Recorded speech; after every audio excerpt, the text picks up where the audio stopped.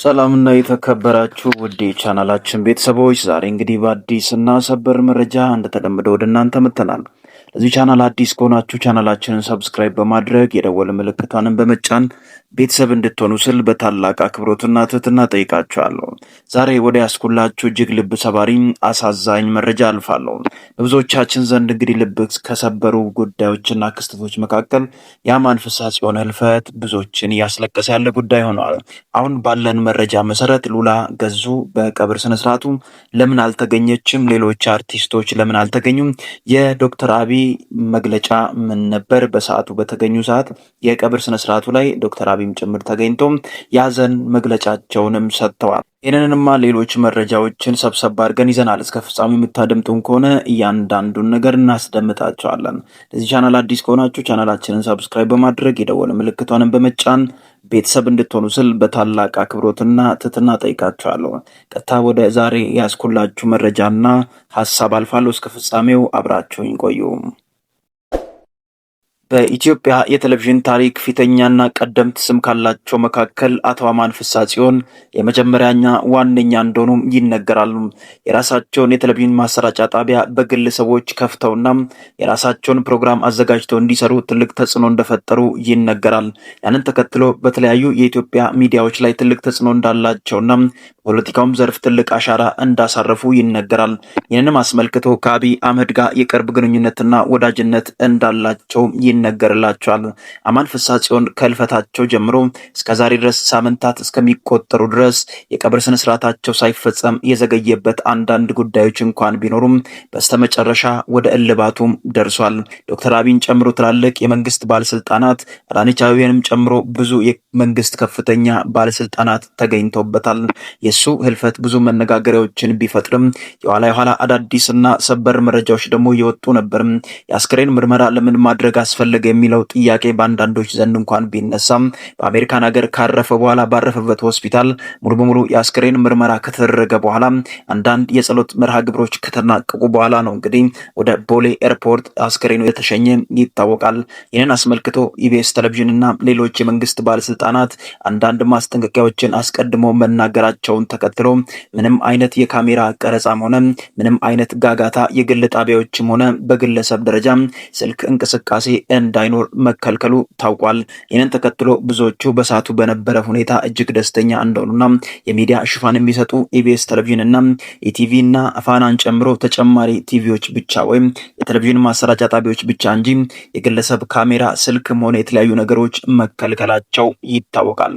ይህን ተከትሎ በዛሬው ዕለት የአማን ፍስሐጽዮን ህልፈትን አስመልክቶ ባለቤቱ የመጨረሻ መልእክቷን አስተላልፋለች።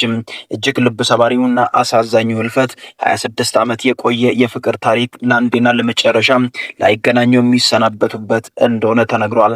ባለቤቱ መጽናናት ከብዷታል። ብዙ እያለቀሰችም ትገኛለች። አንዳንድ ጊዜ አብሮን የነበረ ሰው በፈተና መካከል አብሮ የቆየ ሰው ድንገት ተለይቶን ወደ አፈር ሲመለስ ልባችን እጅግ ይሰበራል። ባለቤቱ ጠንካራ እንደሆነችና ብዙዎችን እንኳን የማጽናናት አቅም እንዳላት ቢነገርም የኋላ ግን በስተመጨረሻ መሰነባበቻው ላይ እጅግ ልብ ሰባሪና አሳዛኝ ነገሮችን ማሳየቷ ብዙዎችን ያስደነገጠና ያስለቀሰ ጉዳይ ሆኗል። በፈተና መካከል አብራ እንደነበረችውና ነሳት በውድቀቱ መካከል አብራ ሆና በሚታከምበት ጊዜ አንድም ቀን ከጎኑ ሳትለይ ስታስታምምና ዋጋ ስትከፍል እንደነበር ይታወቃል። ሉላ ገዙ ለምንድን ነው በቀብር ስነ ስርዓቱ ያልተገኘችው? ብዙዎቻችን ይህንን ጥያቄ ለመጠየቅ ሞክረናል። ምክንያቱም ከአስክሬን አቀባበሉ ጀምሮ ሉላ ገዙ አለመገኘቷና በኢቢኤስ ሰራተኞች መካከል አለመታየቷ ብዙዎችን ያስደነገጠ ጉዳይ ሆነዋል። ይህንን ተከትሎ ለምንድን ነው ሉላ ገዙ በቀብር ስነ ስርዓቱ ያልተገኘችው የሚለውን ምክንያት ስናጠራ የመጀመሪያው ከኢቢኤስ ቴሌቪዥን ጋር የገባችበት ክርክርና አለመግባባት፣ በስተመጨረሻ ከኢቢኤስ ቴሌቪዥን መሰናበቷና በካሜራ ቀረጻዎች ውስጥ አለመገኘቷ አንደኛው ምክንያት ነው። ሁለተኛ ደግሞ ኢቢኤስ ቴሌቪዥን ላይ የሚሰሩ ሰራተኞችና ሌሎች ተጠይቀው ሉላ ገዙ እረፍት ላይ እንደሆነች ለመናገር ቢሞክሩም ምንም ያክል የሰው ልጅ እረፍት ላይ እንኳን ቢሆን ስራ ፈቶ ቤት ቢቀመጥ ለምንድነው የለቅሶ ስነ ስርዓቱን መጥቶ የማይታደመውና የማያለቅሰው? ምንም አይነት ምክንያቱ አሳማኝ አይደለም ሲባል ተንቀሳቅሷል። ሉላ ገዙ አሁን ባለው ሁኔታ ከኢቢኤስ ጋር የገባችው ሰጣ ገባና ውጥረት በስተመጨረሻ የአማን ፍስሐጽዮን ለቅሶ ላይ እንዳትገኝም እንቅፋት ሆኖባታል። ይህንን ተከትሎ ኢቢኤስ ቴሌቪዥንና ሉላ ገዙ የገቡበት መጨረሻ እጅግ የሚያሳዝንና ሉላ አሁን ባለው ሁኔታ በራሷ የቴሌቪዥን ፕሮግራም ወይም ተጨማሪ በዩቲዩብ ስራዎች ለመምጣት ዝግጅት ማጠናቀቋና አንዳንድ ቅሬታዎች በልቧ መፈጠሩ በአስክሬን ሽኝቱም ሆነ በቀብር ስነስርዓቱ ላይ እንዳትገኝ እንዳደረጋት መረጃዎች የወጡ ይገኛሉ።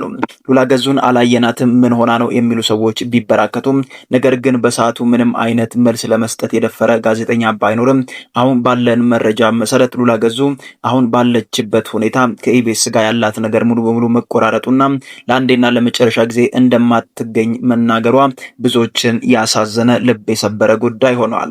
እያንዳንዱ ሰው እሷን ለማየትና በለቅሶ ሰዓት መታደሟን ለማየትና ለማረጋገጥ ቢሞክርም በፍጹም ሊያገኛት አልቻለም። አሁን በወጣው መረጃ መሰረት የአስክሬን ሽኝቱ ወደ ቤቱ ከሄደ በኋላ ቀጥሎ ወደ ቤተ ክርስቲያን ወይም የአባቶች ጸሎት ከተደረገ በኋላ እንደሚቀበርና የቀብር ስነ ስርዓት እንደሚፈጸም የተነገረ ነበር። በዚያ መካከል ግብዓተ መሬቱ ወይም የቀብር ስነ ስርዓቱ ከተወሰነ ደቂቃዎች በፊት ሙሉ በሙሉ መጠናቀቁና ምንም አይነት የካሜራ ስርጭት፣ የግል ካሜራዎች ፎቶ ማንሳትና ቪዲዮ መቅረጽ በስልካቸውም እንደማይቻል መግለጫዎች ወጥቶ ነበር። ይህንን ተከትሎ የከፍተኛ መንግስት ባለስልጣናት መገኘታቸውም ጭምር ብዙ መነጋገሪያና አግራሞትን ፈጥሯል።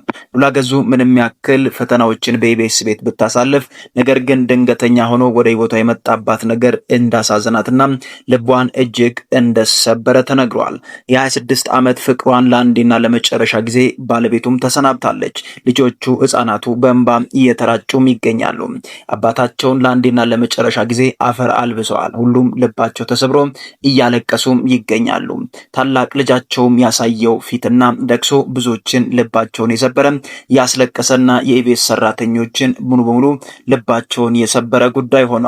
መቅደስ ደበሳይ ደግሞ በመገኘቷና በቦታ ሆና ያሳየችው ፊትና ለቅሶ ብዙዎችን ያስደነገጠ ሆኗል። እስከ ዛሬ ድረስ መጽናናት እንዳልቻለችና ልቧ እጅግ እንደተሰበረ የአማንን የቀብር ስነ ስርዓት ላይ በመገኘቷ ምን ያክል ልቧ ተሰብሮ በእንባ ታጅባ እየቀበረችው እንደነበረ ያሳያል። በዛሬው ዕለት ከሰዓታት በፊት የተሰማው መረጃ በእውነት እጅግ የሚያሳዝንና ልብን የሚሰብር ነው።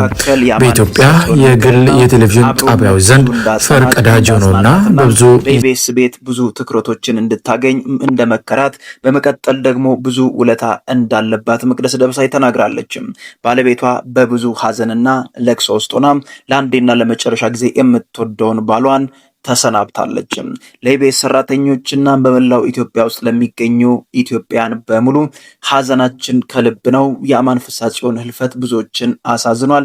የቀብር ስነ ስርዓቱ ሙሉ በሙሉ ተፈጽሞ ሰው ወደ ቤቱ እየተመለሰም ይገኛል። ውድ የቻናላችን ቤተሰቦች ለመላው ኢቢኤስ ቴሌቪዥንና ለአማን ፍሳጽዮን ቤተሰቦች ወዳጆች በሙሉ መጽናናትን ከልብ እንመኛለን። በቀጣይ አዲስና ሰበር መረጃ እስከምንገናኝ ድረስ ለዛሬ ያዝነላችሁ ቪዲዮ ኤነን ይመስላል። ለዚህ ቻናል አዲስ ከሆናችሁ ቻናላችንን ሰብስክራይብ በማድረግ የደወል ምልክቷን በመጫን ቤተሰብ ይሁኑ። በቀጣይ አዲስና ሰበር መረጃ እስከምንገናኝ ድረስ ቸር ቆዩ፣ ቸር ሰንብቱ እላለሁ።